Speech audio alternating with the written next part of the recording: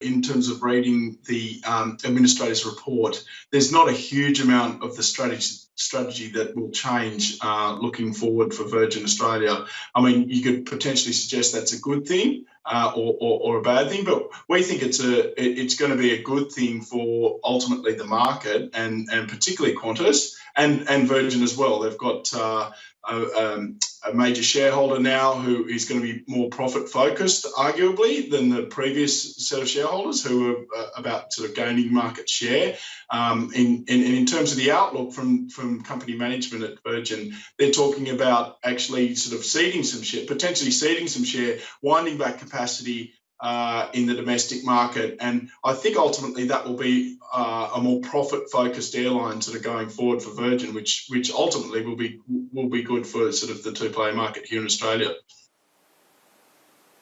I suppose that does make it interesting, though, when it does come to perhaps their own interpretation of their outlook. They've said that they only want to, lay off around about a third of their workforce. Do you think that that's realistic if they do go to that really svelte model?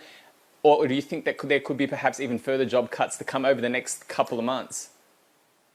Well, I think it ultimately will depend on what demand looks like. So hopefully we can get the COVID cases down here in Australia and actually get the internal borders opening up. Obviously, Virgin's talked about the fact that they're going to walk away from the Tiger brand, which wasn't particularly successful for them. They've also wind back the international business, so they'll be a purely domestic-focused airline.